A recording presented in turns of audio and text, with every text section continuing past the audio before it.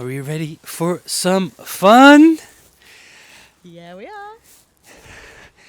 Excitement. Hey guys, Robin here, next to Sarah. And welcome to another new episode of the Good Place podcast interview series on a public bench. Dear Sarah, where are we at? Where did you bring us to?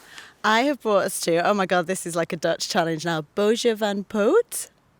Is that heel goed? Yeah. Yeah, a little wood near my neighborhood. Very nice. Yeah. On a Friday afternoon. It's pretty chilly. It's very chilly, yeah. think, We're wrapped up. As they say, winter is coming. Winter is coming, as they say in Game of Thrones. Yeah. Good. So, last episode it was the wettest bench. Now it's like the coldest bench. But I feel like, but I got some extra layers on just to be ready. Thanks for all the nice colors. We're here in The Hague in the first forest session, I have to admit. It's the first episode in the forest. No way. Yeah. With the noisy Yeah. doodahs in the Yeah, background. What are they yeah. called? I know. Parakeets. Jungle. Parakeets. We're in the yeah, jungle. we're in the jungle. We're in the Amazon. Wow. Ooh. Okay, I'm getting in character now. Yeah. Good, good. So much for the chaotic introduction. Tell us a bit more about you. Who are you? What do you want to share with the world? Like, tell us, Sarah, who are you? Where are you from? And what brought you to The Hague? Okay, well, I like lists, so I have made a list of things to talk about so that we don't forget. But I am from Manchester. hold Shall I it. take this? Yes, absolutely. Cute, it's so cute. Yeah. I want to stroke it. I'm from Manchester and England, and I don't support either football team, but I do get asked that a lot by every taxi driver in the world. And I've been here, oh my goodness, 8 years, and still my Nederlands is niet zo goed, but we're going to get back to that. It's a topic that's dear to my heart. Here. It's on the list. It's on the list. I've been here 8 years, and I moved here for work.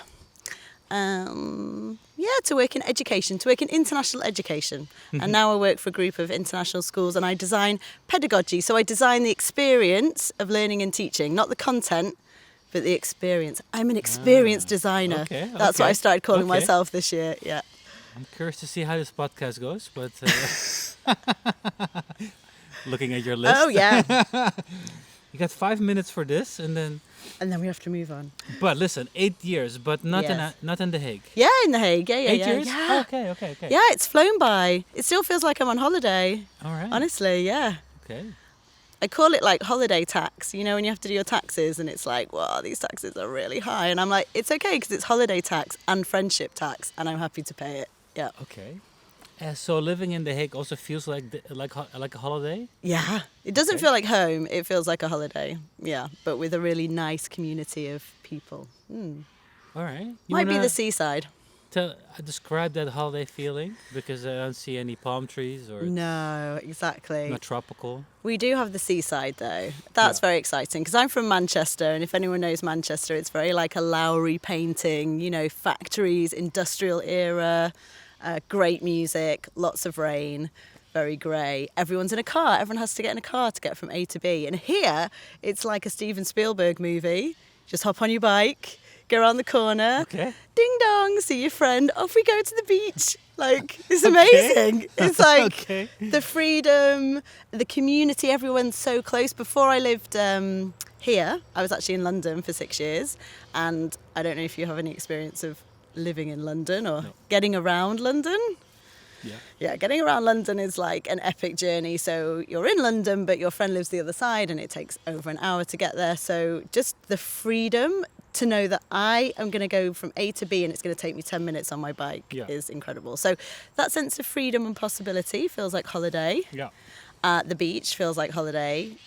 Beach bars and feet in the sand and all the nature and and just still like shopping in a different supermarket.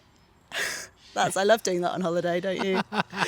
It still feels like that now. This still feels different. It still feels different, yeah. how much are blueberries? Anyone who knows me here will know that I'm like, how much are blueberries in the Netherlands? Oh my goodness, like. So every week is a new surprise. Yeah, it's like, we must be on holiday. These blueberries are very expensive. Yeah.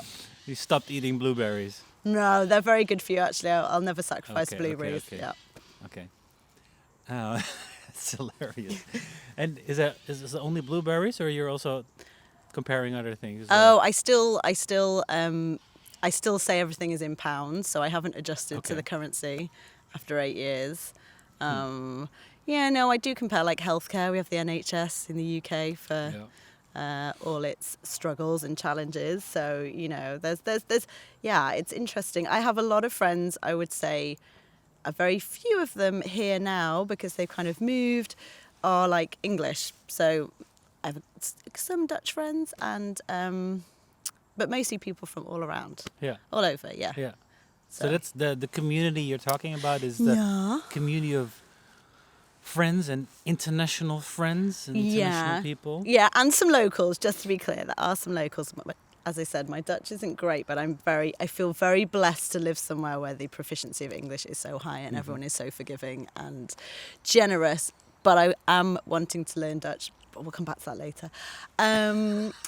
Community of internationals. So just to be clear, I moved here to work for an international organisation. And so, yeah, full of lots of international people from around the world who would go to like OKCs, the pub quiz, all that kind of thing. But I've really been like, I don't really like socialising with people at work that much. That's a bit of a historical thing of mine. So, yeah, when I came here, I like sniffed out a few different ways to meet people. And I still have some friends from doing some of that cool stuff in the early days. Such as? So one of them was Time Bank, community currency, timebank.cc. Okay. Super cool, a bit like, I mean, they have different versions around the world, but, instead of exchanging money, you exchange time. Yeah. So you might Like make... a buddy system or something like that? Yeah, or? so it's just kind of, instead of currency in people's banks, it's your banking time. So, and everybody's time is equal. So it's really like democratic. So someone could do my taxes for me and it would take them 3 hours and I pay them 3 hours and they have 3 hours in their time bank. And I could then cat sit for someone for 3 hours and I would get 3 hours in my time bank. So no one's time is worth any more than someone else's time. But off the back of doing that, so I actually worked for the Time Bank organisation and I helped with their newsletter in English. Okay. And so I banked some hours. And then I could look for people in the community who are offering things. Interesting. And I got like a kind of art therapy. I had wine tasting. I had a outing in a canoe. I hired a van to move all my stuff when I moved apartment. All through time. All based on exchange. Yeah. Super cool. And they also work now with Lekker Nassen. I'm not saying that well. Sorry. But what? Lekker Nassen? Lekker nassen? Lekker Okay, nassen? as in... Yeah. Lekker eten? Yes, that's right. To They eat have like a nice- local nice- market, very low food miles market on the Witte de Witstraat. Okay. And you can pay for that food in hours as well. It operates a time bank system. Why is it so unknown? Yeah, I don't know actually, but here I am bringing it back to the forefront. So Time Bank, I think COVID made it challenging, like a lot of things, and they have a lot of members now through this food market, which is really cool. But that's really cool. And then the other thing I did was I volunteered on a radio station, Dutch Buzz, at Den Haag FM. Oh, really? That was cool, and that was like an expat radio station, but I was working with someone from the States and someone from South Africa, and it was a good place to Meet people. and Yeah. also a lot of Dutch people as well who were reporting on, I don't know, art, news, politics, stuff that was going on. So it was cool. I was in a relationship when I moved here, but my boyfriend didn't move with me, so I had this opportunity to get out there and meet people, I guess. I think if I'd have moved with my boyfriend, it would have been a bit different. Yeah. Yeah. Yeah. Because it's really easy to stay in that So he was safe back space. in Manchester. He was we were in London at the time, so Oh, he sorry, was back London. in London and actually Okay. he moved to Brighton for a bit and then I was here, so we kind of did a bit of long distance Okay. for a while. Yeah. Yeah, I mean... I'm I now imagine. single, by the way, just putting it out there. Yeah, just drop a comment Hashtag below. good place. Hashtag Singles. dating. Yeah. Good place dating Yeah. app. Find a bench. That's right. I'll meet you on this bench at this time. Or Yeah, if you want my number, it's engraved here in the bench. We're gonna put it on the open, not GDPR. yeah. We can put it on the bench. Great. All right. Okay. So yeah, so you have a lot of freedom. That's also why you started Yeah. getting around in Mhm. your holiday town. Mhm. But you also seem to have a lot of time with all the volunteering and time bank and a new job. I did have a lot of time. I don't have a lot of time anymore. No? No. So No my more time. new No job. no more hours in a time bank. No, my new job involves quite a bit of travel, so I travel quite a bit. Okay. And that's probably another reason why it feels like holiday here, because I go away Okay. and then I come back. Hmm. And it's a beautiful place to come back to. All right. It's really easy, like I say, and it's very spontaneous.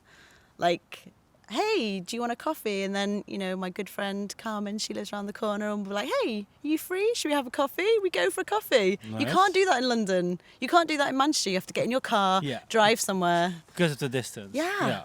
It's like amazing. I will never live somewhere where I can't cycle around again. But then a lot of people complain about the Dutchies being so about their agendas. Oh, really? Yeah. Like strict about their agendas? Yeah, everything has to be planned and scheduled. That's not been my experience, but then maybe I'm just attracting, I don't know, like-minded, flexible souls. Look at these dogs running around with Yeah, all the I freedom, know. the freedom and joy. I'm just like, It's hopefully very you're not running over inspiring. my camera. Yeah. It's okay. But yes, it's like I found it like such a warm, welcoming place to move to. And when my boyfriend at the time, he did eventually move over, and then after a year we broke up and he moved out again. And a friend of mine from the UK came over. She's called Zena, and she's a humanist minister. So she does humanist weddings and funerals, non-religious weddings and funerals. So she does ceremonies and rituals. And so she organised a reclamation party at my apartment to reclaim the space and to begin my life here Okay. on my own, right? Right. Because it was quite a big thing. I'd moved here in a partnership, even though physically we weren't together, and mentally that's like you have your support system, you have something to fall back on, someone to fall back on, and then to realise like, oh, I'm here in the Netherlands on my own. Okay. And so we had this reclamation ceremony in my apartment, and we kind of like took candles into each room and said a little prayer and all these kind of things. And we did loads of other cute stuff. But one of the nice things about it was I invited people that I thought had helped me feel at home.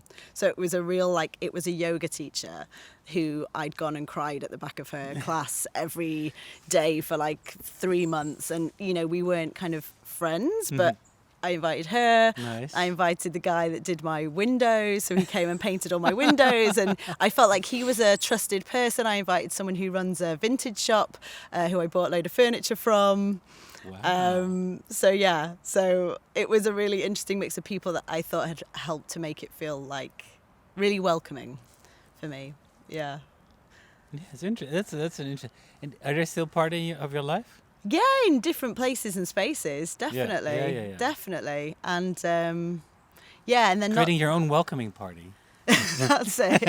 I just think that it was just nice to have a mix of, I don't know, I guess when you move somewhere and you don't have close friends very quickly, but you do have people that have given you a kind word or some Yeah. advice, Yeah, or for sure. you feel like you can trust them. Yeah. Even if it's just in a different context, like I can trust someone to come and do some work in my house and they will, give me advice on what needs doing, and that means a lot to me. That's why I wanted those people as part of that ceremony. And then one of the things my friend set up was a jar of joy, this huge jar. And there were bits of paper and pens, and you could either write down a recipe for me, because I'm a terrible cook and I don't ever cook anything. The recipe could also be a cocktail. Those I am better at. Liquid dinner. Yeah, or a piece of advice, or it could just. I think she also invited them to say something nice about me, like a nice memory about me, or how they knew me, or how they saw me, and they all went in the jar of joy. So if I was feeling a bit sad, I could pick something out of the jar, and that Still, reminds you me. still use that? Yeah. I mostly hide my jewellery in it when I go on holidays. We better not give out my address to anyone. But when I go in there next time, I should remember to pull something out of the jar of joy and remind me of all those these tiny beautiful things that you can do for each other that make a difference. And I also Good, nice idea, by the way. Jar of joy. the jar of joy. Yeah, very I cool. also organised a gathering of lovely people Okay. about a year after I moved here, and again I really like cross-pollinating friends. Yeah. So I think I used to do this a lot in London because people like to hang out one-on-one, but getting people together Yeah. is really Yeah, challenging. yeah, So yeah. because I'm kind of a teacher, teaching background. And everybody has their own groups of people and their. Yeah, and it's difficult when you're an adult as well because people have already established those friendship groups and everything. So in London, I used to organise a lot of group activities so people could meet each other and maybe make new friends from the group. I'm very generous with my friendships like that. But I did a gathering of lovely people here because, again, just from work or from life, I'd seen this beautiful band play called Katakat. And their songs are all about, I don't know, joy and sadness and loss and loneliness and nature and adventure, and they're very human songs. And I just saw them playing once and I went up to them. I was like, hey, can you come and play for me? My friend Jen has a stage in her house and we're just going to do a gathering of lovely people. Okay. And you're lovely. And Everyone there will be lovely. We can exchange time. That's right. That's right. Yeah. That's right. So yeah, I But think you sound like very proactive in these kind of things. do you know what? Yeah, I am. I obviously is, but I think it gives me energy back to do so. So I think wherever I go, I will always try and be a bit of a connector, and also it goes back to this word I mentioned earlier, experience. It's become like a bigger word and a bigger theme in my life recently, but how do you want an experience to be, and can you orient your choices around that? So for example, how do you want your experience of living in The Hague to be? Yeah. So you like either visualize it or map it out. Yeah, but just with some key kind of words. So I'm studying also at the moment, and my last assignment, I was really stuck on the content, on the kind of what I was writing. And then I was like, okay, but how do I want the experience of writing it to be? I want it to be creative. I want it to be playful. I want it to be a bit disruptive. So I was like, okay, I'm going to do it through tarot. So I did this quite serious subject through tarot methodology, pulled the cards and read them and explored, some topic in international education. But and I think community is probably a word that would come up in terms of what do I want the experience to be like living in The Hague. I want it to feel like it's community. I want it to feel playful. I want it to feel, like that there are possibilities. And creative possibilities. So I guess I'm always listening and looking out for those in other places and spaces, and then I try and bring it. Like I might try and bring it to a group to try it out. I guess that's also the teacher in me as well. I'll be like, oh, that's a really cool idea. How would it work on this group of adults over here? But it could be something that fits everywhere, right? I mean, beyond the physical place. Beyond the physical place. I mean, yes. Your structure could work in Manchester or yeah, Berlin or definitely. And but I mean, of course, how you describe The Hague, for example, covers already a lot of these points that are part of your experience. I think The playfulness, being close to the beach. I think I'm trying to create an intimacy here as well. So it is, I have some of my oldest friends back home, And it's really nice to go back to Manchester and be with people who have known you since, you were 8 years old or 15 Yeah. or But whatever. that's home. Yeah, Yeah. yeah, that's home. I don't feel a pull to go back there, but that is home. And so there's something, and then there was a period in London that felt like, a decade of my life, and there are really close friends from that time. And now this is another chapter, but in each of those chapters, I think that intimacy, almost like a romance, like I think my friendships are quite romantic, like not in a sexual way, but in a, Yeah. I'm excited to see my friends. Yeah. I want to look nice to see my friends. I Nice. want the atmosphere to feel, romantic and joyful. And there's an attraction between me and my friends in some way, something about their character, something about the way they see life, something about the way they, think or move or whatever it is. But there's I feel that attraction, and I want more of it. I love it. Yeah. Interesting.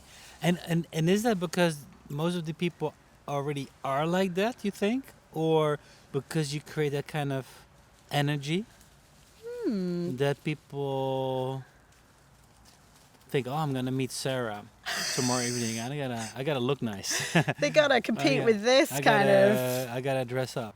I mean, of course, this channel is called Good Place, right? How you take that design and experience really, yeah. Is it a methodology? It's more like it's like you It take sounds good. Yeah, yeah. No, I mean, you really define what you find important in your life, and you just make it happen. Yeah. I guess. Although I've become more conscious of that, Yeah. and I think you were saying like, oh, do you bring an energy to maybe meeting up with people or whatever? I don't know if it's that, but what I do bring is I am my inner child is very present and alive and kicking, and there are some things for me that are just a non-negotiable. So like I have a very colourful wardrobe, and every day, like all my socks are super colourful, happy socks, and other brands available, but just I dress from like the bottom up in just like colour. You And start with the banana print. that's right. And so and then if I look at my house, there's all kind of these curiosities and collectibles, and I do have a sense of looking at things with this childlike wonder, and I think that's what attracted to me to becoming a teacher in the first place. And back in Manchester, I was teaching but younger children, like kind of 7 to 11-year-olds, not really little ones, but because there's so many possibilities. Like I am really interested in the process of learning, and the process of learning is the process of your experience. Really, it is an experience, and that's why I got into teaching.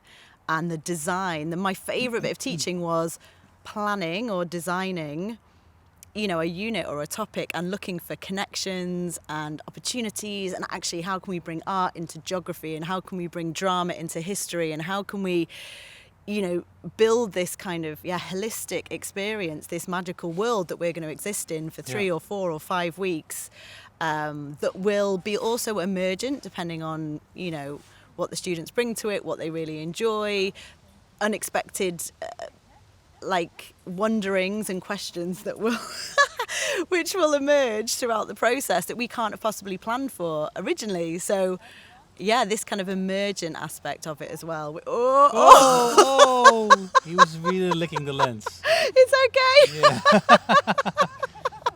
That was great. What a great shot. He was like, you're gonna. That's a real action I'm shot. just gonna see if the lens is still clean. Otherwise, you'll be blurry. Oh, yeah. You'll be slimy the rest of the episode. Well, we don't want that. That's not a very good dating profile. I'm gonna have a look in a bit. Okay. So what we're saying. So when I moved here, for example, I knew that it would be quite difficult to Well, just that moving is a big thing, right? Moving Yeah. away, friends, family, Yeah. new country, all that kind of stuff. A lot of things are new, a lot of things are different. I'm used to that because I have travelled historically quite a lot for work and also in my job now. So I'm always looking for the things that are the same rather than the things that are different. So I'll be like, what are the anchoring things the minute I land in a new country? Like, oh, there's a Starbucks. Okay, we know what Starbucks is. So, oh, there's the toilet. Yeah, recognise the toilets. You know, what are the things that are the same? And then the things that are different are like, oh, that's different. That's interesting. Yeah. So when I moved here, I was like, what can be my anchoring thing? And I took a photo every day. I think it was for 100 days. And that's why my Instagram's called Everyday Den Haag originally, because although the photos aren't on there, they were on Facebook. But anyway, it doesn't matter. But every day I was like, wow, look at this leaf and look at this ladybird Yeah. and look at this sky. And Appreciating the small things of life. Yeah. Yeah. So not like I'm not a photographer, but it was more for me just to kind of, I am here, like just capture like the moment of being here and appreciating. And I do feel so incredibly lucky to be here. I moved here just after Brexit, just after it was announced, the weekend after it was announced. Yeah. And so, Wow. Great Yeah. timing. yeah. Did you move just the day after, or The was this week planned? after, I think, no, it was already planned, but Okay, it was okay. the announcement. I think it was my leaving party was when Yeah. it was announced. It was. Crazy. That was also a cool party. We had this party that was called, obviously, these ideas I get from other places, so they're not my kind of original ideas. But there's this event in London called Sunday Papers Live. It's so cool, actually. Maybe you want to do it. Okay. Sunday Papers Cool. Live. It's a whole day, morning like 9, like let's say 10 a.m. till midnight. And it brings a Sunday broadsheet to life. So you'd go in the morning and you would have like a morning cocktail or something. And then there might be a gardening section, a music section. So there'd be live music, there'd be gardening, there would be an interview, there would be a film section. So they'd be showing a film, there'd be a philosophy walk, some spirituality, something. But everything that you see in a broadsheet, they would bring to life from morning till like midnight. And that's kind of... For my leaving party, we opened up our apartment for the weekend, and we said it's open. It's open all weekend. Talking You can about drop in any time. experiences, huh? Yeah. That's an experience. Fingers are so cold. Already? Yeah. Oh, Yours are in your pockets. no, I just now. Oh, okay. But cool. Yeah. Sometimes. We're gonna have a glove change. It's like a Beyonce concert. Instead of a costume change, I've brought a glove change with me. Go for it. I just cleaned the lens. This is the most workaround Yes. episode. But that's the beauty of doing it in public, because there's always something happening, which I like. This is the world. Oh, whoa, whoa, it's And magic. this is the magic workshop starting now. I only went to a couple of lessons. But listen, it's Yeah. not on your list. Maybe it is on Oh, your maybe list. it is. Let's There's have a another look. dog licking my camera.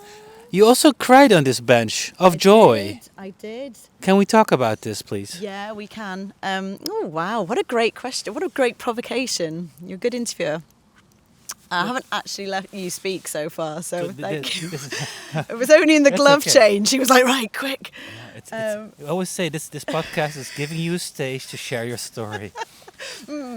Yes, I did cry with joy. I think it was probably after one of my trips away. So again, I find... Sorry. No, just keep it here. Yeah. I find, I don't know about you, but I find a flight is like this liminal space in between A and B that kind of allows you to process things.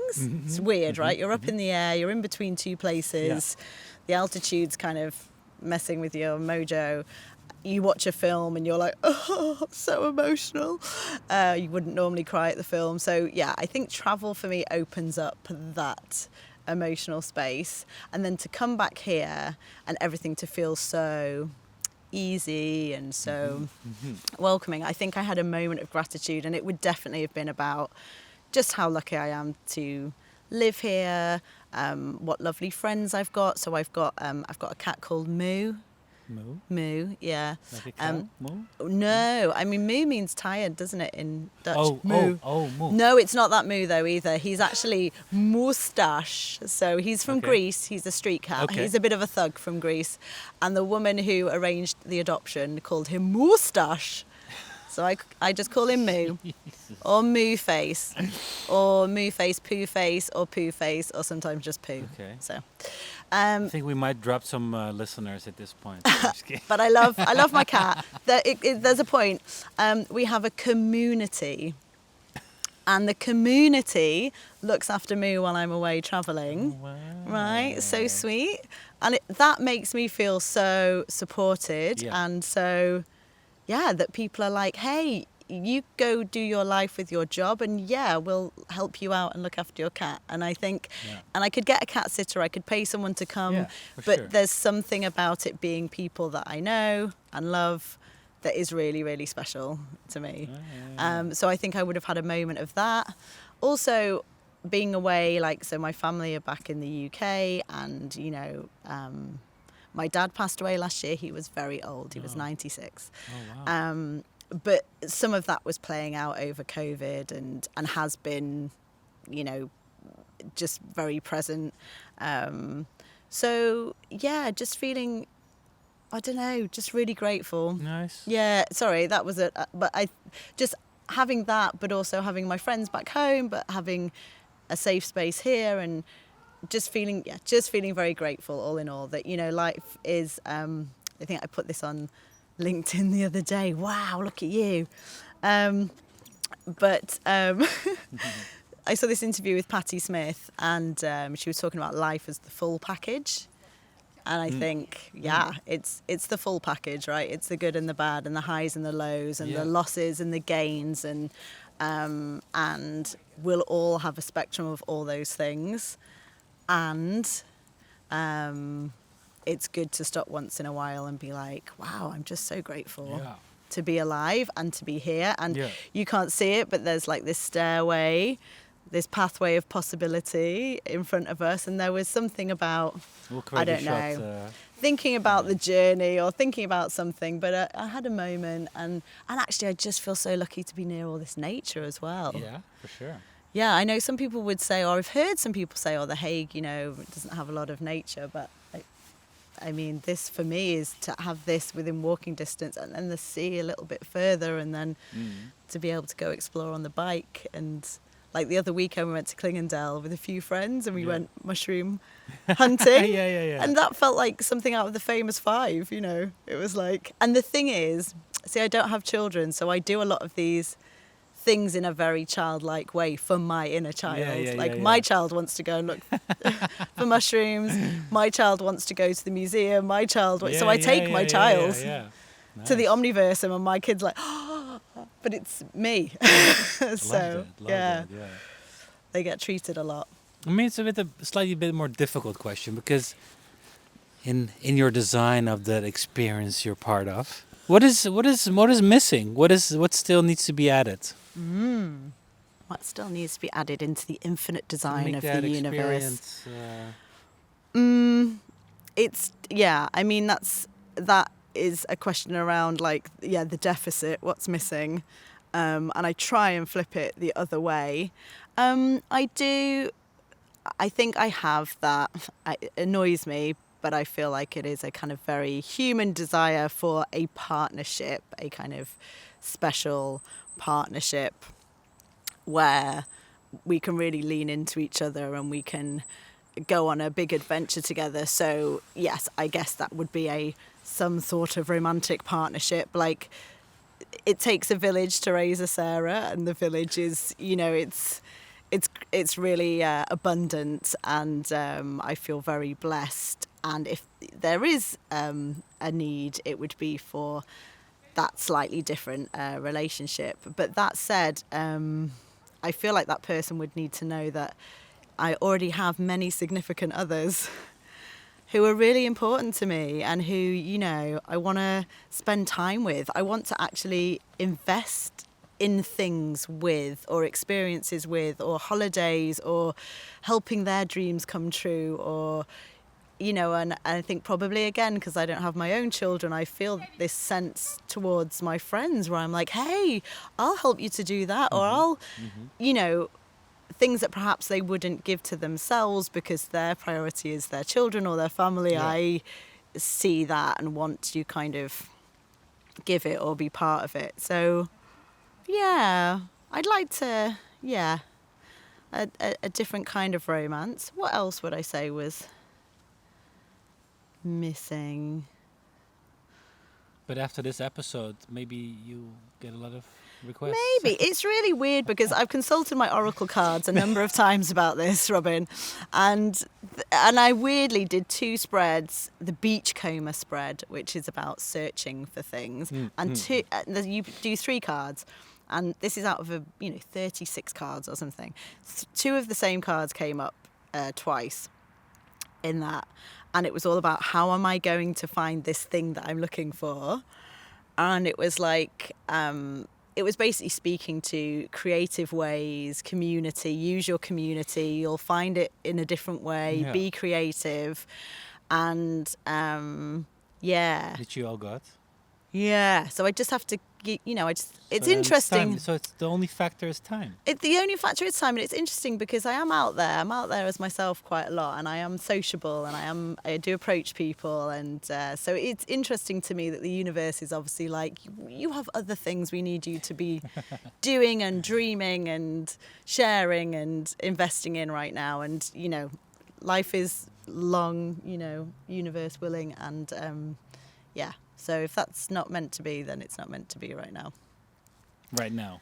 Yeah. Right now. Yeah. Yeah. And I would love some DIY skills. So there is actually a course they do in Den Haag, Okay. and I can't make the next one, but I'd like to be a real home improvement person. So that's missing. That's missing. Tim the tool man, but then Sarah the Sarah the tool woman. That's right.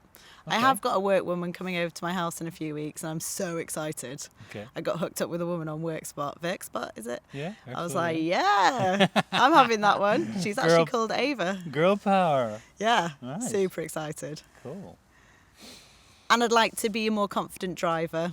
That's I know it's not really existential, but for the bigger adventures, the more further Sure. afield adventures, there's a bit of a history of nervousness around driving in my family, and I've fallen into that trap, and so that's a skill that I need to get better at, get back in the saddle. But again, when I express that out loud, I have friends who are like, hey, what are you doing next weekend? Would you like to come out in the car and we'll do a practice? And I just think that's so beautiful Yeah, that yeah. as adults, we can still say, this is something I'm not good at. Yeah. And people can absolutely. help you. And that's totally okay Yeah, to say you're not good at something, right? yeah. Yeah. And people then want to help, just helping each other. It's really, it touches me. Yeah, it does. Sarah, I think we're already heading towards the end of the episode. Before we start doing your magic trick, these are like hands, magic yes. hands. I mean, is there anything on your list that we haven't covered that you'd like to share? Well, yes. Okay, One, good. I'd like to set up a community cinema. Just going to throw that out there. A community cinema. Yeah. I love film. I love cinemas. And I love people. They used to have a really cool thing at the De Nieuwe Regentes, Yeah. the old swimming pool, Yeah. DNR Film Club. It was my favourite. Please come back. They've disappeared. I've messaged them. I can't get hold of them. yeah. But it was great. They used to show movies and introduce them. And it was really meaningful, like to know what was happening in the world before you watch this film. What's happening in the world, what to look out for, what was interesting or unusual. It really changes the experience of engaging with the film. I love it. And when I was in London, there was another cinema called Prince Charles Cinema. Sorry, I like touching people. No worries. And they used to do overnight cinema. That's why you picked a small bench, right? Yeah, that's a right. tiny bench. It's intimacy. The experience of intimacy. Yeah, Prince Charles Cinema, they used to do overnighters, pyjama parties. Oh, wow. Like a zombie comedy film, like 5 in a row, overnight, wear your pyjamas, bring a picnic. So much fun, right? So anyway, I just think gathering spaces for community, a bit like your Good Place benches, Yeah. that they can offer a place for people to come together and in a slightly different way.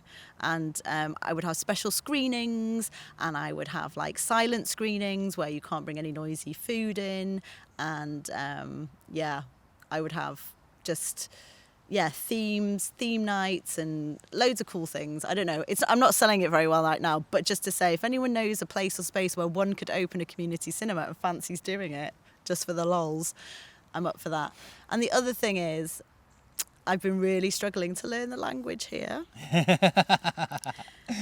And there's actually a British comedian, and I can't remember her name, but she loves Dutch, and she posts these little videos on Instagram and says beautiful things in Dutch. And I'm like, I need to find that love for the language. And again, it's because of the way that language is taught traditionally. And this isn't just adults, it's children as well. And I see this a lot kind of in schools. It's just, language is relational and it's experiential. It is not at a desk with a textbook, you know, repeating things or talking and communicating in ways that aren't relevant. You know, I want to learn how to say, I love your jacket. What a cute dog. What a beautiful day. And that's when you make the connection. Yeah. For sure. Yeah, Mostly exactly. With Dutchies, with the Dutch community. I mean, you know, ik wil een afspraak maken or whatever is like, that can come later. Yeah. But what I would like to be is authentically 46-year-old Sarah. Yeah. And start with the relational thing. So I have an amazing idea for an off-site. Maybe you end up with a Dutchie. I've tried that. And it was a language. It didn't improve my Dutch. But it was because of the Dutch. Because of the Dutch. The lack of Dutch. Yeah. But I do have an amazing idea for an off-site, immersive, experiential Dutch language course, which I would just love to co-create with someone. And I think it would transform the way that languages are learned and taught, and it would go global. Yeah. Yeah. So. I think you need a place where you can just do all your experiences that you want to do, whether it's language, whether it's cinema, whether it's whatever. Yeah. Maybe your good place is finding that physical place where you can host your things. Could be. I feel like it's a place where I can just say it out loud and then someone will make it happen. Yes, that's my whole job. I have an idea, and then like magically everyone's like, ooh, ta-da! Your little elves. That's right. Yeah. Very festive, very Sinterklaas. Wow. Sarah, I mean, we talked about, just a little summary here, like, Your Good Place is about, design that experience that contains intimacy, community, a place that feels like holiday. You still need a place to get, all your ideas that actually... Yeah, but those are all ideas that feed in the experience and those pillars you already put out there for yourself. At one point there, the more like romantic side of partner will show up. So you got it well designed for yourself. Trust the process. Did I get you any more excited about living in Den Haag? Absolutely. But also it's not about Den Haag. It's about those pillars and making sure that these kind of people and these ingredients are always compared with like food. I know you don't cook, but you can have a beautiful recipe, but you need the ingredients. It's true. I have a sharing is caring group, Robin. I can add you to it Okay. anytime. Yeah. Who knows? No, I think that's also down to The Hague. Is that 3.5 years? Yeah, we also need more community and more connections and more of that to make The Hague, that place for us. So I'm inspired by your approach. I have some ideas. Let's keep talking. Good. Thank you so much for your time. Thank you. Thanks Thanks. for saying yes. Yes, and. The dog's looking now through the camera. He says it's enough. Good take. Yeah. Thanks everyone for watching and listening to this amazing episode in the forest, in the bushes van Poten of The Hague. And go create your own experience. And we'll be checking in again in the next episode. See you soon. Bye. Bye.